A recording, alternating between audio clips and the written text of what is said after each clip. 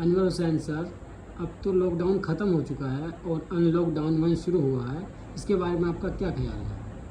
हमारा तो बड़ा साफ और सीधा कहना है। जी।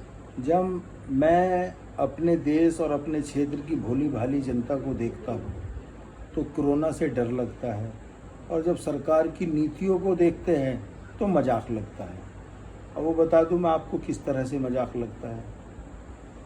जो इंसान किसी भी इंसान की पीड़ा को दिल से एहसास करता है तो समझ लेना उसके अंदर इंसानियत ज़िंदा है, और जो उसकी मजाक उड़ा देता है तो उसके अंदर इंसानियत ज़िंदा नहीं है।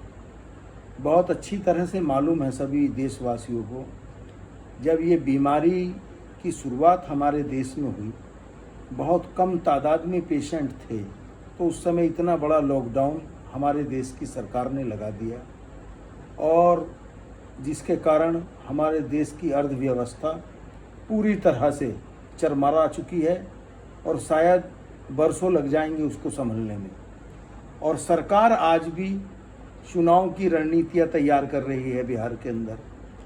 हमारे देश के अंदर पता नहीं कितने इंसान इस तरह के हैं जिन्होंने 4-4, 5-5 दिन का सफ़र किया है, और उसके बावजूद भी कुछ इंसान इस तरह के हैं जो लॉकडाउन में फंसने के बाद और पैदल चलकर इस उम्मीद से, इस हौसले से घर पैदल निकले थे कि हम अपने घर, अपने बच्चों में, अपने परिवार में सुरक्षित पहुंच जाएंगे। उन्हें भूख प्यास के कारण और बहुत ज़्यादा लाचारी, थकने की वजह से पता नहीं कितने इंसानों ने घर से पहले ही अपनी जान गंवा दी, और पता नहीं, मेरे पास अल्फाज नहीं है। मेरे दिल में बहुत पीड़ा है इस बात को लेकर। जिस माँ का बेटा घर नहीं पहुँचता, जिस बीवी का शौहर घर नहीं पहुँचता, जिस बच्चे का बाप घर नहीं पहुँचता, इसका दर्द तो वही समझ सकता है। इसका दर्द वही समझ सकता है।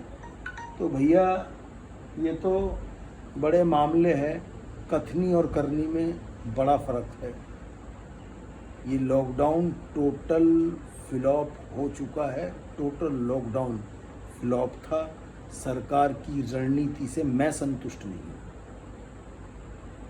और सरकार की रणनीति अगर सक्सेसफुल होती तो देश का 20% मज़दूर जो अपने घर से, अपने गांव से चलते समय किराया उधार और ब्याज पर लेकर आता, और तब परदेश में मजदूरी करने जाता है, और बड़ी उम्मीद से और बड़ी मेहनत से वो काम करता, और सोचता कि घर जाऊंगा तो जिससे कर्ज़ा लिया उसका कर्ज़ा भी वापसी करूंगा और अपने बच्चों का पालन पोषण भी करूंगा। अब आपके सामने परिणाम है क्या हुआ। तो भैया, ज़्यादा बात नहीं कहते हुए कुल मिलाकर बात यह है, इस बीमारी से आपको और हमें, हमारी ही जिम्मेदारी है, क्योंकि हमारा देश कर्म प्रधान देश है। जब तक हम स्वयं कुछ नहीं करेंगे तब तक उद्धार नहीं हो सकता। इस बीमारी से बचने के लिए हमें और आपको, पूरे देशवासियों को अपना ख्याल स्वयं रखना होगा। इसी के साथ मैं अपनी बात ख़त्म करता हूँ। कोई और आपका सवाल है तो भैया पूछो। मैं तो मामूली से जिला पंचायत मेंबर हूँ। मैंने जो किया इस कोरोना के टाइम में वो मेरी क्षेत्र की जनता को अच्छी तरह मालूम है। मेरी कथनी और करने में फ़र्क नहीं होता। आप जाकर किसी भी गांव में जानकारी ले सकते हो।